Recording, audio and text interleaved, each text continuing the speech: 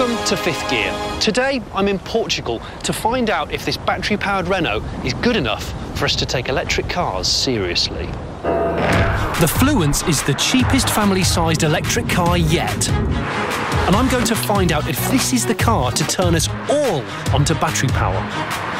It's like a mobile chill-out room. Also, Tiff's on the limit in a very special Porsche 911. No.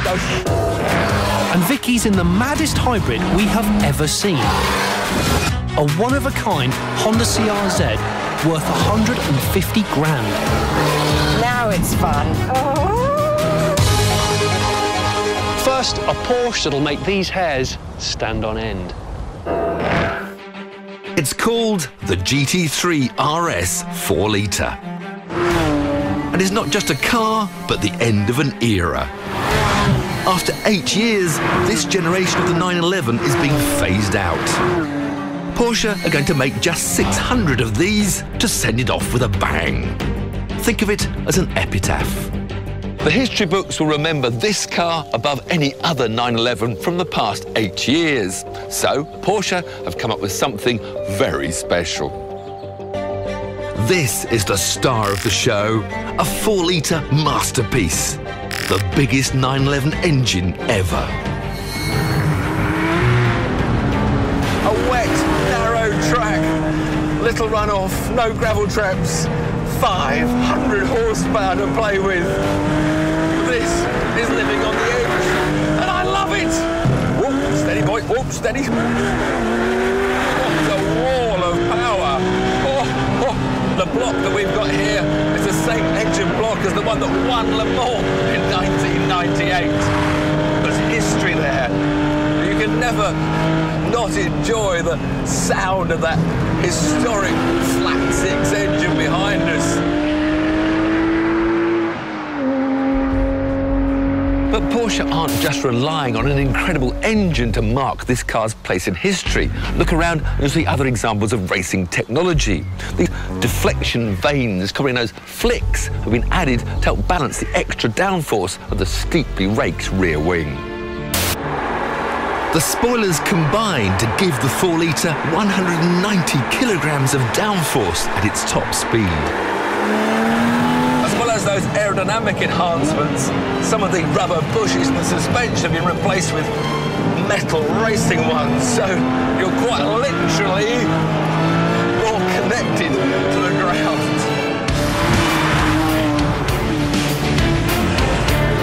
The problem is, the more you try to make a road car into a racing car, the more it inherits the knife-edge balance the racing car has to have to get that ultimate performance.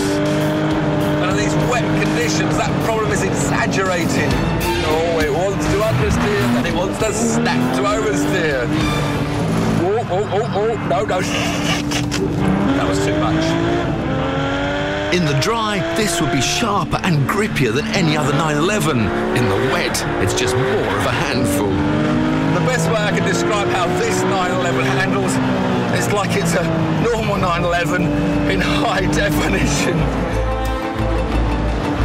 The faster the corner, the better the balance really feels. It's much more neutral at high speed here. Sweeping over this crest, a little bit of oversteer early on.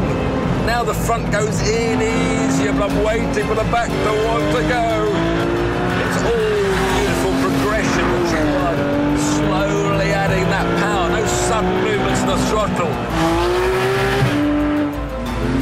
911s have never been easy to drive, and this 4-litre special is no different. But that's what makes taming it that much more rewarding. Oh yes. Give it some revs. It crystallises everything that's brilliant about this generation of 911. The perfect steering, engines that come alive, a chassis that buzzes through you, and yes, some understeer. I feel worried about one of those moves that comes just before a fall.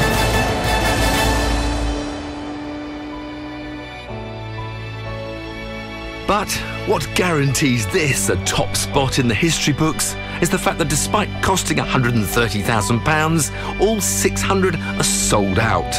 For decades to come, these will be as rare as hen's teeth. Goodbye, old friend. Next year's model's got some big shoes to fill.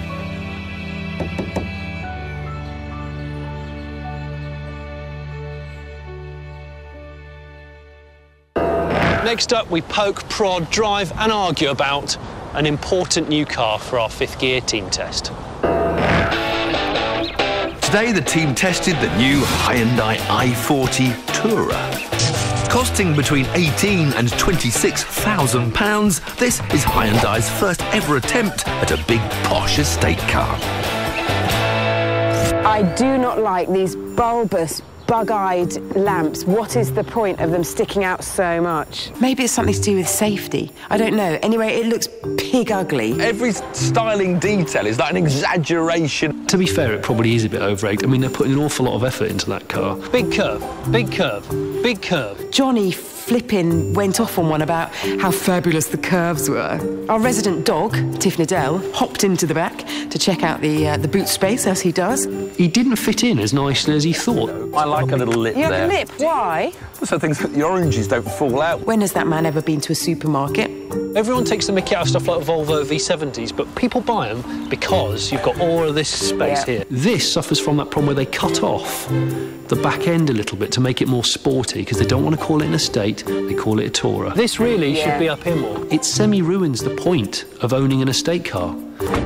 Johnny got very excited about all the shapes. There's a lot of curves, just like the outside. Tons of curves, look at this. I've got quite good space here, boys. I was lounging around in the back seat. Oh, now look at that. Double splitter. Double splitter.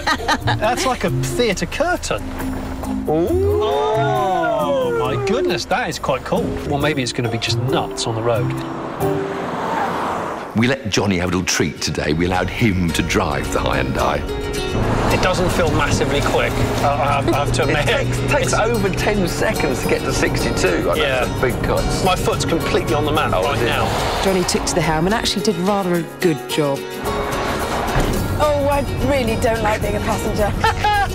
It feels a little bit like you're nailing a minibus. Didn't understeer nearly as much as I thought. Good steering response. I was pretty pleased with it. To test the build quality, we conducted a very scientific experiment. So we put the Hyundai up against one of its main rivals, the Skoda Superb.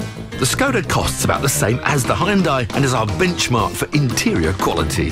Someone came up with a ridiculous idea of putting blindfolds on to test the build quality, as if I couldn't do that with my eyes open. Then I'd spun them around and popped them into a vehicle each. Protect your head. Perfect. That they could have a little session with their hands and materials all by themselves. That's very shiny and feels a bit chintzy for my liking. It's all quite a smooth fascia. Your senses were definitely heightened, and you could feel the subtle differences between the two cars. There's a nice weight to the knobs. No, I don't like that knob much. The experiment did make you think about tactile surfaces, Stalks, all right. which is what interiors are all about, you know, the feel of switches and that kind of thing. If I do this... I get sprayed. Oh, did I just spray you? I'm immensely sorry. Oh, I found a slidey thing. In truth, it was quite easy to differentiate the two. I'm sure that that's Volkswagen Audi Group fluid. I thought it performed pretty well in that test. In some areas it was better than the Skoda Superb, That's clearly PVC. and in others it wasn't quite so good. Don't like those paddles, they're horrible. The Hyundai is very good. It's not as good as the Skoda Superb, though. This is definitely the Korean car. Overall, it didn't quite match the Superb. It was a close second. But how does it score overall? The only problem with the Hyundai i40 is that it's not any cheaper than a Ford Mondeo. That car needs to be significantly cheaper, really. If it was 18 grand, it would be brilliant. I'd give it an 8, 9 out of 10. It only gets 3. I'm going to give the i40 Tourer a 6. Because of its price and everything else that I've said, I'm going to give it a 5 out of 10. The i40 Tourer's styling and build quality would be perfectly acceptable if only it was a little cheaper. It earns a team test score of 14 out of 30. And now it's time for our fantastic competition. Inspired by the spine-tingling Porsche 911 I drove earlier in the show, we're giving you the chance to win your very own model. This 1998 911 Carrera 4 is a stunning example and could be sitting on your driveway very soon. That's not all we're giving away. We'll also include up to £1,000 towards your insurance